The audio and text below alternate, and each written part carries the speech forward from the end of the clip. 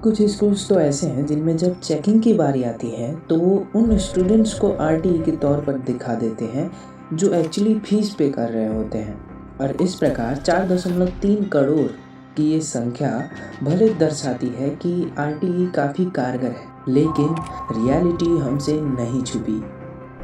Even अगर ये number real भी हो तो भी ये कमी है।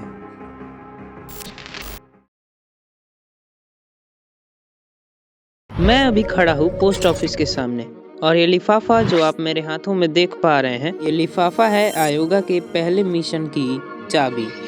इस लिफाफे के अंदर वो लेटर है जो मैंने आपको काफ़ी पहले दिखाया था। ये लिफाफा जाएगा हमारे डिस्ट्रिक्ट के डीईओ के पास, और अगर अभी तक आप वो लेटर नहीं देख पाए हैं तो वो लेटर देख लीजिए। कुछ इस प्रकार दिखता है। इस लेटर को पढ़ने पे आप ये जान पाएंगे कि ये लेटर हमारे डिस्ट्रिक्ट के डीईओ के पास जाएगा। और ये रहा हमारे लेटर का विषय। आरटीई अधिनियम के नियमों के पालन हेतु आवश्यक कार्यवाही के संबंध में। इस लेटर में हमने सर से आग्रह किया है कि आरटीई अधिनियम 2009 जो सिर्फ सुनने समझने के लिए ही होता है, वास्तविकता ये है कि कोई भी स्कूल इसका पालन नहीं करता, तो उसके पालन हेतु कोई विशेष कदम उठाया जाए। डीईओ महोदय से आग्रह है कि विद्यालयों का निरीक्षण कर उनको इस अधिनियम का पालन करने को बाध्य करें।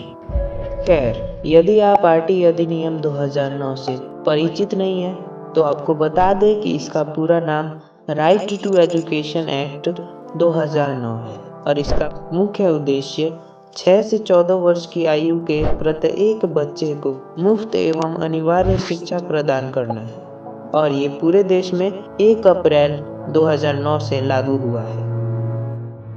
ये नियम सिर्फ सुनने और समझने के लिए ही हैं। लोकल लेवल पे जब उतर के आप देखोगे तो आप पाओगे कि कोई भी प्राइवेट स्कूल इन नियमों का पालन नहीं करता। अब हो सकता है कि आपके मन में भी ये सवाल आ रहा हो कि आखिर प्राइवेट स्कूल्स को इस अधिनियम से क्या दिक्कत है। तो आपको बता देना चाहेंगे कि इस अधिनियम का पालन मुख्य रूप से इन प्राइवेट स्कूल्स के द्वारा नहीं किया जाता है। इसके तहत स्कूलों को 25% आरक्षण आर्थिक रूप से कमजोर और वंचित समूह के बच्चों के लिए करना पड़ता है। इसके तहत उनको 25% विद्यार्थियों को फीस में पूरी छूट देनी होती है। 25% विद्यार्थियों को फीस में पूरी छूट देने से विद्यालयों को अपना नुकसान नजर आता है और वो ऐसा नहीं करते, जो करना सरासर कानून के खिलाफ है। और मैं दावे के साथ कह सकता हूँ कि आपका स्कूल भी इस अधिनियम का पालन नहीं करता होगा। अब यहाँ पे आपको 2 जरूरी बातें जाननी होंगी। सबसे पहली बात कि माइनॉरिटी स्कूल को ये रिजर्वेशन देने के लिए बाध्य नहीं किया गया, लेकिन इसके लिए ज़रूरी है कि स्कूल के पास ऑफिशियल माइनॉरिटी सर्टिफिकेट हो।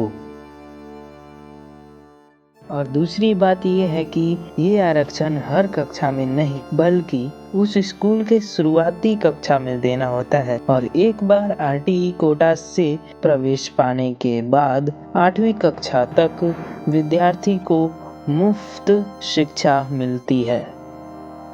वास्तव में आरटीई अधिनियम के कई सारे प्रावधान हैं, लेकिन अभी अभी आपने जो सुना वो आरटीई अधिनियम का वो प्रावधान है जो मुख्य रूप से प्राइवेट स्कूल्स फॉलो नहीं करते। ये तो हो गई कानून तोड़ने वालों की बात, लेकिन कानून को बचाएगा कौन? So as a citizen of India ये कर्तव्य है आपका और मेरा, एक्चुअली हम सब का। हो सकता है कि अब आपके मन में ये सवाल आ रहा हो कि कैसे कर सकते हैं हम अपने अधिकारों की रक्षा। सो मैं रिकमेंड करूँगा कि आप भी अपने लिखने की शक्ति का उपयोग करें। अगर आप चाहें तो आप भी लेटर्स लिख सकते हैं और बदलाव की मांग कर सकते हैं, और अगर आप ऐसा करने वाले हैं तो कमेंट ज़रूर कीजिएगा। हम अपनी ओर से आपको पूरा सपोर्ट करेंगे। और अगर आपको वो लेटर चाहिए जो हमने डीईओ सर के पास भेजा था तो आप हमें कमेंट भी कर सकते हैं, अदरवाइज एक बार डिस्क्रिप्शन में लिंक चेक कर लीजिएगा। मुझे ज़रूरत है आपके साथ की, क्योंकि मैं अकेला चाह के भी अपनी बात नहीं मनवा सकता, क्योंकि गरीब छात्रों का अधिकार मारने में सिर्फ बड़े बड़े स्कूल के प्रिंसिपल्स ही नहीं बल्कि बड़े बड़े अधिकारी भी शामिल हैं जिनको खिला पिला के मामला दबा दिया जाता है। इतना कुछ सुनने और समझने के बाद हो सकता है कि प्राइवेट स्कूल्स आपके नज़रों में विलेन बन चुके हों, लेकिन आपको बता दें कि इसका कारण सिर्फ प्राइवेट स्कूल्स ही नहीं बल्कि गवर्नमेंट की मिसमैनेजमेंट भी है। एक्चुअली ये रिजर्वेशन देने के लिए गवर्नमेंट द्वारा प्राइवेट स्कूल्स को कुछ राशि प्रदान करने का भी लॉ है, लेकिन सरकार की मिसमैनेजमेंट के कारण ये पैसा प्राइवेट स्कूल्स तक नहीं पहुंच पाता है और इसके कारण उनको भी ये स्कैम करना पड़ता है और वो 25% रिजर्वेशन से चूक जाते हैं।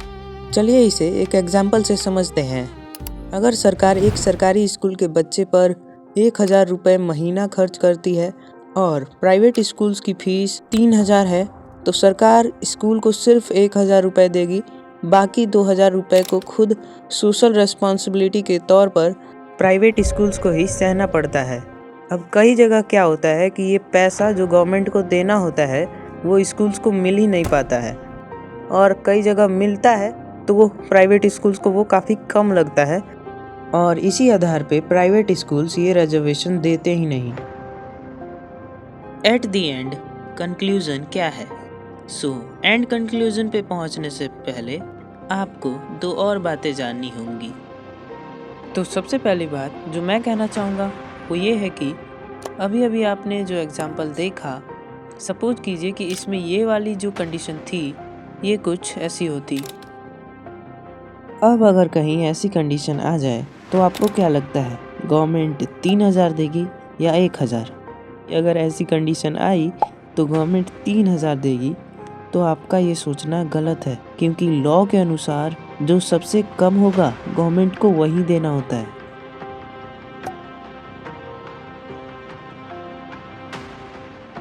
जब आप इस अधिनियम को अच्छे से समझने की कोशिश करोगे तब आपको कई सारे टेक्निकल वर्ड्स का भी सामना करना पड़ेगा, तो ये ज़रूरी है कि आप भी इन टेक्निकल वर्ड्स का मतलब जानो।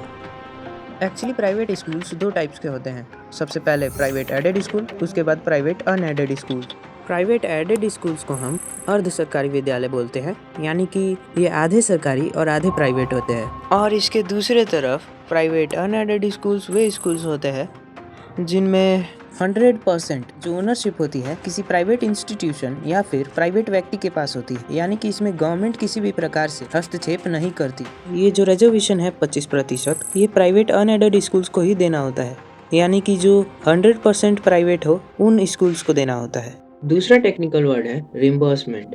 आपको इसमें कंफ्यूज्ड होने की कोई ज़रूरत नहीं है, क्योंकि जो पैसा गवर्नमेंट प्राइवेट स्कूल्स को देती है रिजर्वेशन देने के लिए, उसी पैसे को रिम्बर्समेंट कहते हैं। सबसे ज़रूरी बात जो आपको मालूम होनी चाहिए कि रिम्बर्समेंट की एक्चुअल मीनिंग होती है प्रतिपूर्ति या खर्च किए गए पैसे की वापसी। लेकिन जब आप इसे आरटीई के संदर्भ में जान रहे होते हो, पढ़ रहे होते हो, तब इसका मतलब होता है वो पैसा जो गवर्नमेंट को प्राइवेट स्कूल्स को देना होता है प्रतिपूर्ति के तौर पर 25% आरक्षण देने के लिए। अब आपने रिम्बर्समेंट का भी कॉन्सेप्ट जान लिया है। आप ये जान चुके हैं कि गवर्नमेंट को कुछ पेमेंट तो करना होता है, लेकिन अधिकांश केसेस में ये पेमेंट नहीं हो पाता है। तो अब चलिए कंक्लूजन पे चलते हैं। आरटीई एक्ट के बहुत से महत्वपूर्ण प्रावधानों का पालन कई स्कूल्स नहीं करते और इसके लिए गवर्नमेंट भी जिम्मेदार है। इसका पालन करवाने के लिए सिस्टम को थोड़ा सा स्ट्रिक्ट होना ही पड़ेगा, और इसके लिए ज़रूरी है कि हम और आप अपनी ओर से छोटी सी कोशिश ज़रूर करें। अगर आप मेरी सजेशन मानो तो आपको भी इस अधिनियम को अच्छे से जानने की आवश्यकता है, क्योंकि जब आप अपने ही अधिकारों से परिचित नहीं होते हो तब आपका ही शोषण किया जाता है। अब क्योंकि ये वीडियो मैंने इस अधिनियम को एक्सप्लेन करने के लिए नहीं बल्कि इसके लिए आवाज़ उठाने के लिए बनाई है, तो अगर आप इसे समझने में ज़रा सी भी रुचि रखते हैं तो YouTube पे दूसरी वीडियोस ज़रूर देखें। साथ ही साथ मैं आपको इस अधिनियम से रिलेटेड PDF की लिंक डिस्क्रिप्शन में दे दूंगा, उसे भी चेक ज़रूर कर लें। ये है वो लिफाफा, और अभी हम लोग बैठ के यहाँ पे इंतज़ार कर रहे हैं। देखिए ये बैठ रहे हैं हम लोग पोस्ट ऑफिस के अंदर, और ये इस प्रकार ये लिफाफा लेके मैं बैठा हुआ हूँ अंदर। आने वाले हैं लोग। ओके, ये लिफाफा लेके मैं इंतज़ार कर रहा हूँ अपनी बारी का।